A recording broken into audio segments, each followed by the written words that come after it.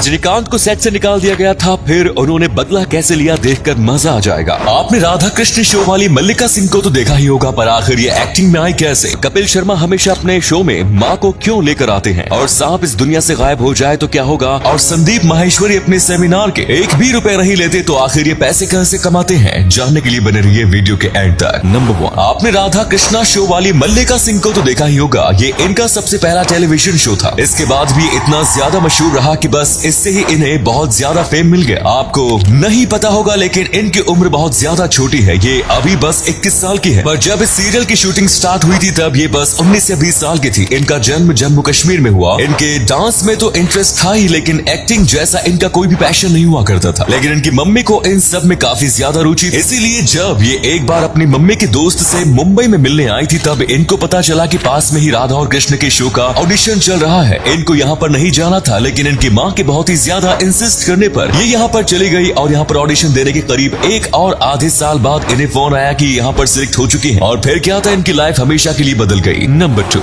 इस वक्त टाइगर श्रॉफ बॉलीवुड के one of the most famous actress में से एक है, लेकिन उनकी एक बात हाल ही में सोशल मीडिया पर बहुत ज्यादा वायरल हो रही है। दरअसल जब ये सबसे पहली बार साजिद सर के पास गए थे मूवी में काम करने के लिए, तब साजिद सर ने उन्हें कुछ फिल्मों जैसे शोले, हम आपके हैं कौन, DDLJ के बारे में पूछा और कहा क्या तुमने ये देखी है? तब टाइगर श्रॉफ ने कहा था नहीं। और फिर इन्होंने पूछा था अगर आप इंडियन सिनेमा में नहीं चले तो आप क्या करेंगे? तब टाइगर ने कहा कि मैं अमेरिका चला जाऊंगा। फिर इसके कुछ वक्त बाद साजिद सर को एक अच्छी फिल्म मिली जो बिल्कुल टाइगर श्रॉफ के टाइप की थी, पर तब साजिद ने फिर से इनको बुलाया और मूवी की स्क्रिप्ट बताई और फिर इनसे कहा कि अगर तुम नहीं चले तो तुम क्या करोगे? तब टाइगर श्रॉफ ने कहा कि ऐसा हो ही नहीं सकता, मैं यही रहूंगा और यही काम करूंगा, और इस बात ने साजिद सर का दिल जीत लिया।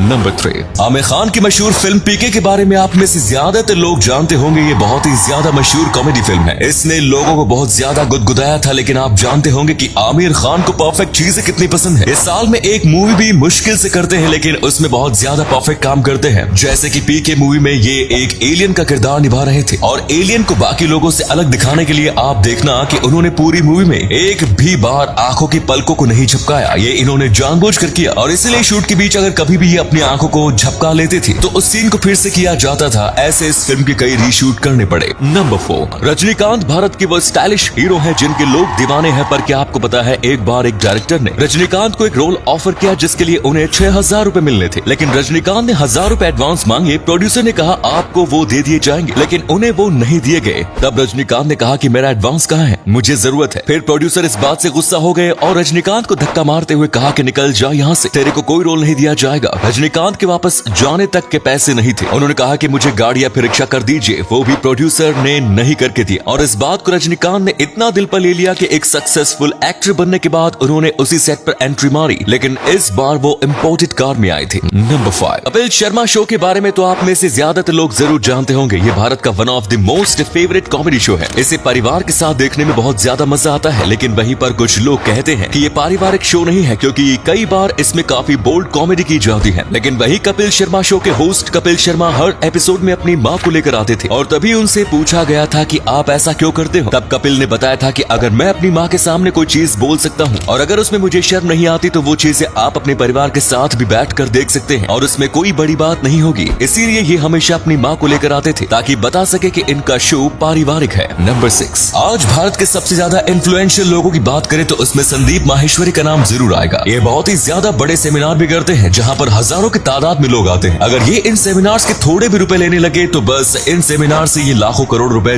कमा सकते हैं। लेकिन इसके बावजूद ये सेमिनार और लोगों को सिखाने में 1 रुपया भी नहीं लेते। इनका बहुत ही बड़ा यूट्यूब चैनल है जिस पर एड तक नहीं चलते क्योंकि ये लोगों को सिखाना चाहते हैं और उनसे 1 रुपया भी नहीं कमाना चाहते। असलियत में ये भारत के टॉप बिजनेसमैन में से एक है। ये इमेजेस बाजार नाम की कंपनी के ओनर हैं और फाउंडर भी हैं और इनकी ज्यादातर इनकम यहीं से आती है। नंबर 7, अगर कुदरत के बनाए इस सबसे जानलेवा और खतरनाक जानवर की बात करें तो वो यकीनन सांप होगा। सांप बेहद ही खतरनाक होते हैं और इनका एक ढंग किसी का भी खेल खत्म कर सकता है। तो आखिर इतने खतरनाक जीव हमारे एनवायरमेंट में मौजूद क्यों हैं? अगर गायब हो जाएंगे तो क्या होगा? दरअसल ये हमारे इकोसिस्टम के लिए बहुत ही ज्यादा जरूरी है। ये फूड साइकिल का एक बहुत ही बड़ा हिस्सा तो है ही, उसी के साथ ये इंसानों को भी बहुत ज्यादा मदद करते हैं। सबसे ज्यादा मदद पेस्ट कंट्रोल करने में करते हैं। अगर सांप गायब हो जाएंगे तो कीड़े और चूहों की प्रजाति इतनी ज्यादा बढ़ जाएगी कि वो हर एक चीज को तहस नहस कर देंगे। साथ में आज हमारे खेतों में क्रॉप्स को चूहों द्वारा तबाह करने से जो चीज रोकती है वो है सांप। लेकिन धीरे धीरे आज सांप की कई प्रजाति बहुत ज्यादा खतरे में है और कई तो विलुप्त होने के कगार कगार पर है। नंबर 8। अब एक बार आप अपनी नजर इस अजीब से जानवर पर डालिए। दरअसल ये है एक सैगा हिरण। सैगा हिरण एक विलुप्त होने वाले हिरण की प्रजाति है जो अब सिर्फ कजाकिस्तान और रूस के पहाड़ी इलाकों में पाई जाती है। हर साल कई सैगा मारे जाते हैं क्योंकि उनका शिकार कर लिया जाता है। हालांकि सरकार द्वारा इनका शिकार करने पर प्रतिबंध लगा दिया गया है, फिर भी स्थानीय शिकारी इल्लीगल तरीके से इनका शिकार करते हैं। सैगा की ये जो नाक है ये इसे अन्य जंगली जीवों से सबसे अनोखा और सबसे अजीब बनाती है। सैगा की नाक इस जीव को अलग अलग वातावरण में प्योर हवा लेने में काफी मदद करती है। आप कह सकते हो कि इनकी नाक एक तरीके से इनके लिए मास्क का काम करती है। सैगा हिरण सैगा के एक वक्त में 50 से 60 के झुंड में चलते हैं। इस झुंड में मेल और फीमेल दोनों हिरण रहते हैं। इन जीव को गर्म माहौल पसंद है।